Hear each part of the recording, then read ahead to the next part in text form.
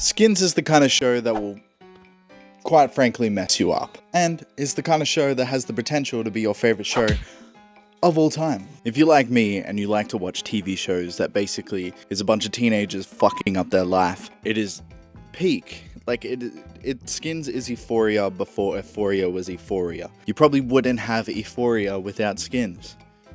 Drink every time I say Euphoria.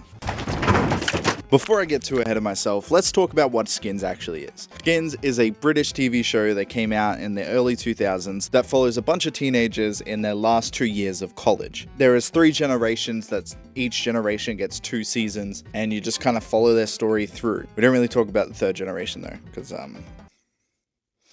bit shit in it. Despite having a lot of the cast members actually be more famous now than they were than ever, this was kind of around the time that no one really knew who these actors were, and especially boosted a lot of them into the stardom that they have now. They were all teenagers at the time, and that's just genuinely a part of the charm of Skins. Personally, my favorite generation of Skins is Generation 2, mainly because it has my boy, Cook. And you know what, if you've watched Skins, you know who Cook is, because who doesn't love Cook? Am I right? But Generation 1, without a doubt, is the generation. You wouldn't get Skins without Gen 1. It's directed the best, has the best stories, and feels the most polished despite the acting not being at its best the whole time. Like, for an example, I think Gen 2 has far better acting, but there's moments that feel random and spontaneous in a way that contradicts other elements of the show, and just kind of feels out of place.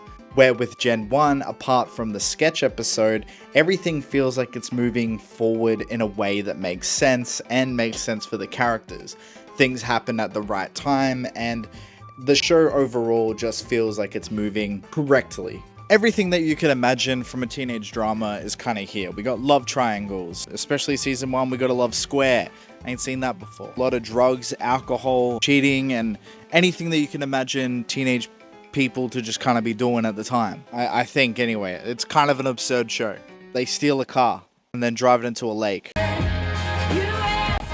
And to be honest, Skins' randomness actually doesn't feel that unrandom. It honestly feels more natural to how chaotic life can be in a way that is random.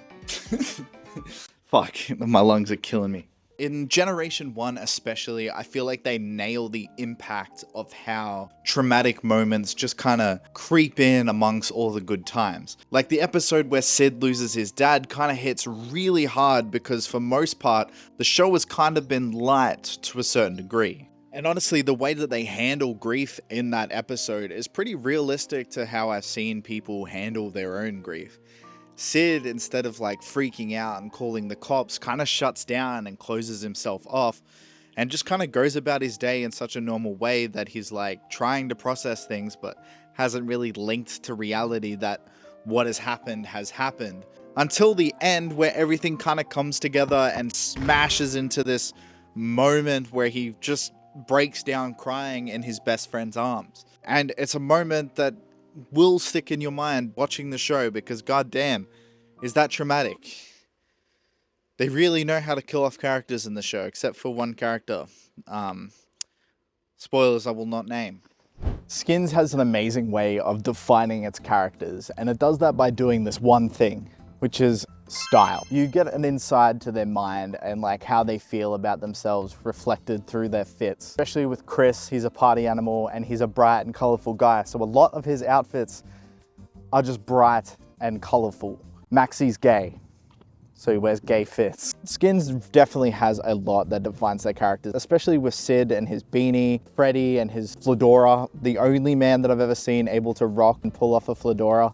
One character in particular from Generation 3 that I find had the most style is definitely Frankie. Frankie kind of had like her own little thing going on before. They kind of butchered it in like the 2nd season, but to be fair, they had different showrunners and that just completely sent it into the deep end. But I'm gonna be real, I've recently watched Generation 3 recently, and I have to say that it's actually not as bad as I remember.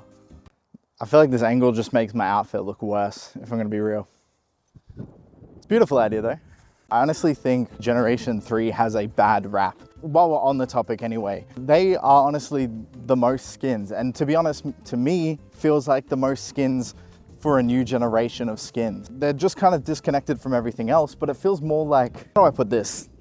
It's kind of like the Gen Z of skins. The characters take the least risks, are the least self-destructive of any other skins generation, to be honest. Most of them were taking drugs like any second that they could. But this generation, not so much. And to be honest, they barely even party and drink.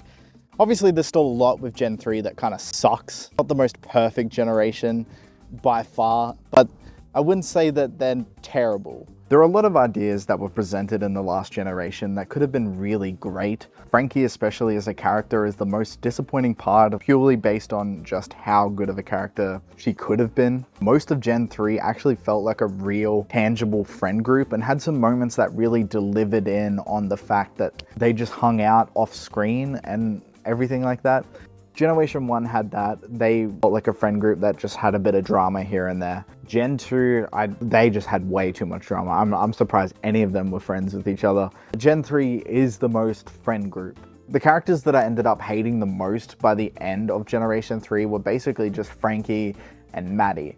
I did not like that storyline, and I feel like those two characters in particular were just dumb as fuck, and I couldn't.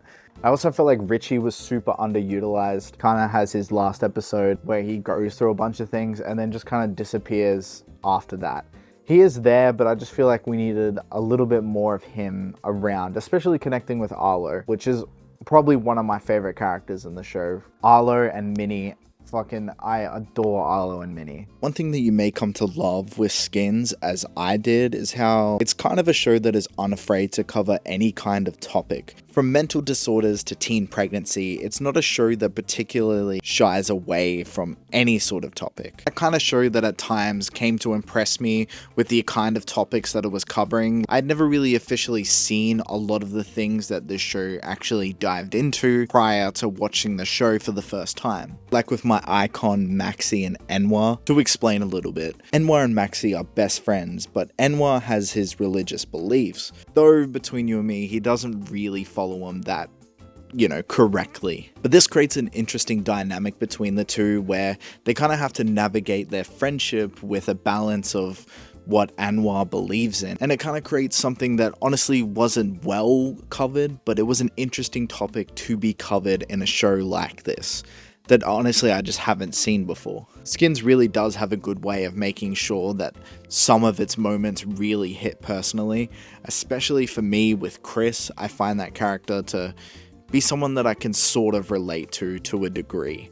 Obviously everyone in the show has their own mental thing going on, some more than others, but there's a relatability to be found with Skins. If I had to sum up how I felt about each generation, Generation 1 had the best characters, the best storylines, and overall is the reason we like Skins. Generation 2 had the best dynamics between characters and some of the best acting throughout the entirety of Skins. And Gen 3, I feel like had the potential and had some things that it wanted to say, just didn't do it as correctly as I probably would have liked. I'm definitely thankful that I got into Skins when I did, and I feel like it's a good show for when you're a teenager, and a show that you can appreciate as a teenager. I can't say it's better than Euphoria or better than anything that's come after it, because Skins is really its own thing and will forever be its own thing. It was definitely a show that was not perfect, but perfect in a way of its imperfections. To give my final closing thoughts on Skins, is it a show that you should watch? Maybe. If you've made it to the end of this video, like and subscribe. We are almost at 300 subscribers, and I can't wait to see that number. Come along with the journey. If you like the vibe, if you like the channel, that's pretty much it. Goodbye.